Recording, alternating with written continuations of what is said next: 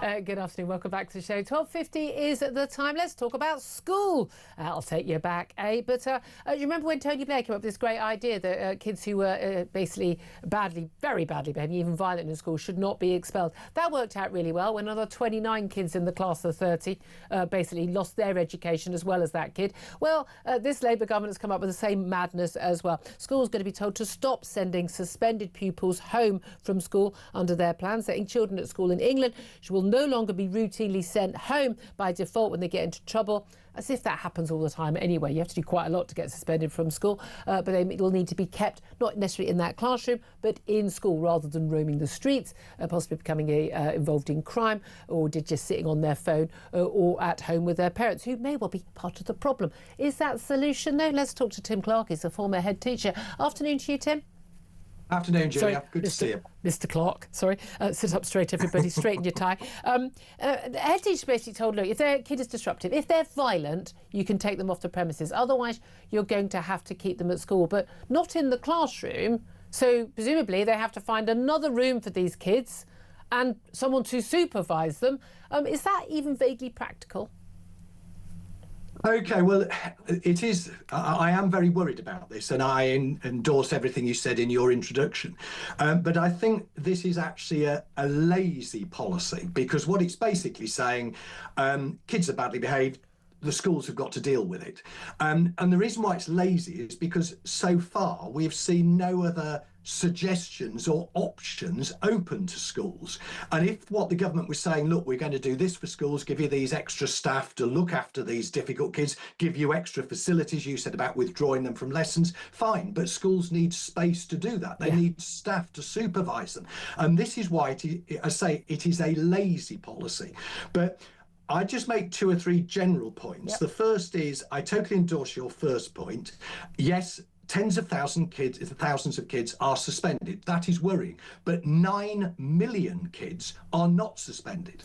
And they should come first. We need to provide a safe, happy, vibrant environment for them to learn. And if that means a minority need to be removed, either from the lesson or from the school, then so be it. But they have to come first. The second point is that I think, again, this is being lazy on the part of the government. It's very easy to reduce the number of suspensions. You just say you don't do it. The bigger question is, how do you improve their behaviour? That's a much more difficult If you haven't got some ultimate powers, I mean, you can't knock them around anymore. You can't beat them with a cane. But you don't improve pupils' behaviours by removing the sanctions available to schools. And let's face it, what sanctions are available to school? You can put a kid in detention, you can isolate them, you can give them extra work, jobs to do around the school, picking up litter, you can call the parents in. But once you've done that, what else do you do? And the third point I should make, which I think is again a sign of real laziness on the part of the government, the single biggest cause of exclusion, I mean, some of these figures are appalling, 19,000 of them for physical assaults on teachers. And then we wonder why we've got a teacher recruitment and retention crisis. But the single biggest cause is persistent disruption. Now, surely the clue is in the title. It means schools have already tried everything else. And what the government is saying is just keep doing the same things which have failed. That's why we're excluding them. I mean, this is the frustration, and I've mentioned on the show earlier, and this has been a sort of one of those debates, and I know it always goes through, whenever I see anybody who says, oh, we shouldn't exclude pupils or they shouldn't be sent home, whenever I see any of that, I always check someone's bio. I want to know, what kind of school did you go to? And invariably, it's someone who went to a private school where that behaviour wasn't tolerated, the other parents wouldn't put up with it, and you've got kids coming from privilege, or they went to a grammar school where everyone was there and bright and ready to learn. They'd had their broccoli for dinner the night before and a good night's sleep. They haven't gone to a bog standard comp where there are kids who are routinely disruptive, who could be violent, who're not there to learn, who've got their phone on, not interested, kicking, shouting at the teacher. They have not been in those classrooms. They don't understand what it's like for the other pupils or the teacher, and they're full of sympathy.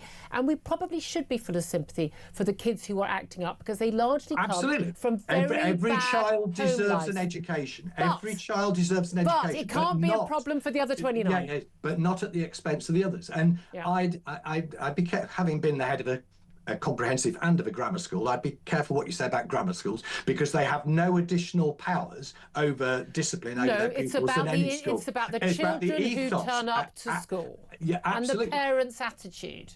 Well, therein you touch another really important point. I mean, a percentage that is often not mentioned, kids only spend 17.5% of the year in school. 82.5% of a kid's life is outside of school.